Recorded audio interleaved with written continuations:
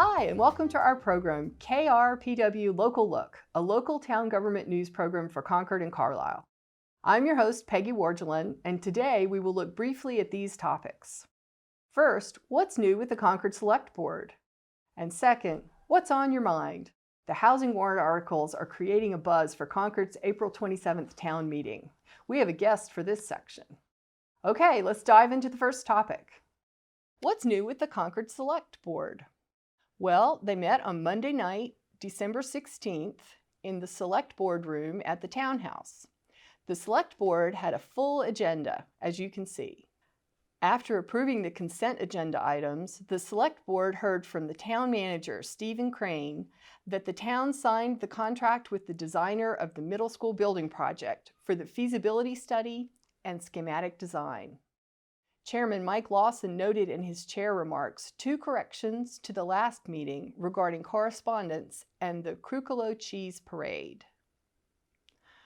The Select Board heard an update on the Cambridge Turnpike Improvement Project from the DPW's Acting Director Alan Cathcart, who said the turnpike near the Millbrook Farm Bridge is expected to be completed by May 2020. He also said the turnpike near the culvert diversion by Crosby's Corner, near Route 2, should be done by August 2020.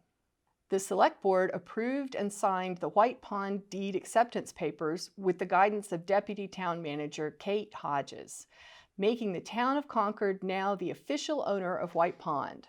She also helped the Select Board sign an agreement to convey a small parcel of land from the Giroux land purchase to the Concord Housing Authority for $1.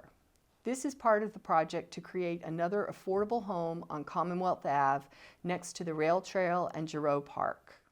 Then the Select Board heard from several groups who presented proposed town warrant articles for the Select Board's consideration. First up was the Affordable Housing Trust Study Committee, which presented its report on creating a trust that would oversee the distribution of town funds for affordable housing. The Select Board accepted the committee's report and agreed to submit the report as a warrant article called the Municipal Affordable Housing Trust Bylaw. The second group presented its draft article on the prohibition on expansion of fossil fuel infrastructure for new construction and significant rehabilitation. This is a citizen petition article and is supported by CSEC, the town's Comprehensive Sustainability and Energy Committee. The Select Board members had some questions about the impact of the draft article on costs, affordable housing, health care, and zoning. After hearing the town manager's fiscal year 21 budget summary from the earlier town preview meeting, the Select Board considered a draft charge for a new town committee, the Cycling Advisory Committee. Then the board jumped into 14 potential Select Board warrant articles for the 2020 town meeting, approving some, delaying others until later. Chairman Lawson said that the Select Board would finalize the articles for the warrant at the board's December 30th meeting. The Select Board chose a new end time for new business at the town meeting, 10:15 p.m. This means no new business will be taken up after 10:15 p.m. each night. Then the board reviewed a memo on annual license renewals for 2020. Winding up the meeting, the Select Board took turns giving their liaison reports and miscellaneous correspondence and finished their agenda with committee nominations and reappointments. There were no public comments. This 3-hour meeting was videotaped and can be seen on the town's YouTube channel and on Minuteman Media Network. Okay, that's all for tonight's update on the Concord Select Board meeting of December 16th. Now, on to the second topic for tonight. What's on your mind? The Concord housing articles are creating a buzz for town meeting. To help me with this section, we have invited Stefan Bader, a local housing advocate, to join us. Hi, Stefan. Hi, Peggy. Thanks for inviting me onto the show. Are you ready to talk about housing in town? You bet. Okay, great. Let's get to it. There are 3 housing articles that I want to mention briefly today: accessory dwelling units, 2-family homes, and the Municipal Affordable Housing Trust. What's the issue about housing, Stefan? Why are we having all these articles? Well, Concord, like many other towns in eastern Massachusetts, has been experiencing a problem, a critical problem, not enough affordable housing. To meet the increasing demand, our town is coming up with ways to increase the housing stock. So there are more choices in a wide range of price ranges, not just for those who can afford a $1 million plus house. The first article would allow the creation of additional rental units. This article is sponsored by the Planning Board and has received considerable amount of attention and public hearings.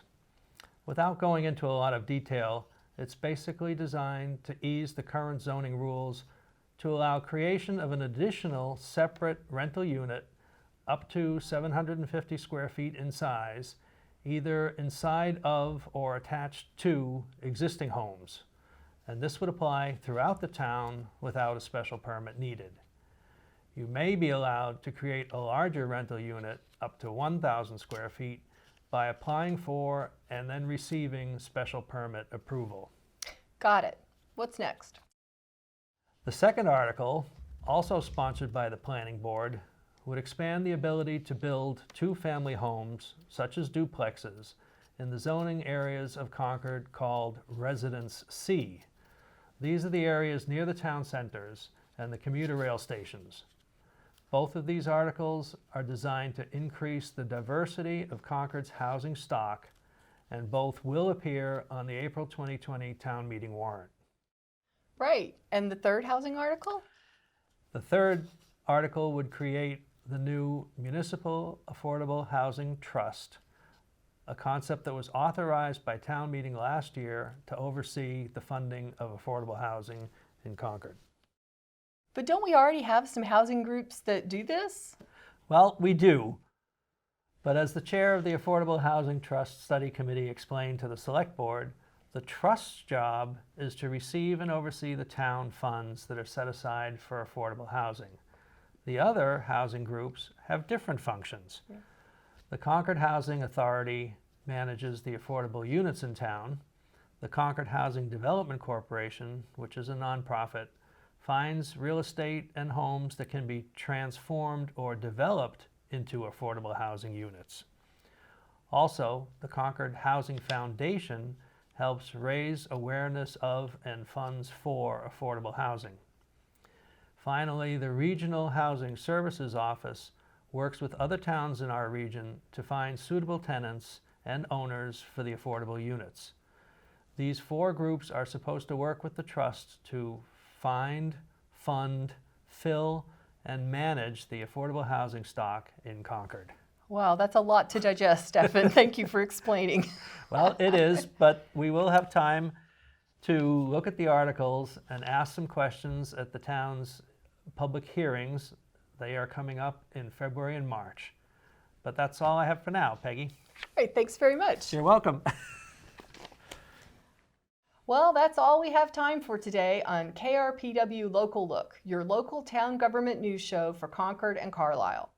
Please join us again when we look at another part of our town's inner workings, and let us know if you want to be part of future programs.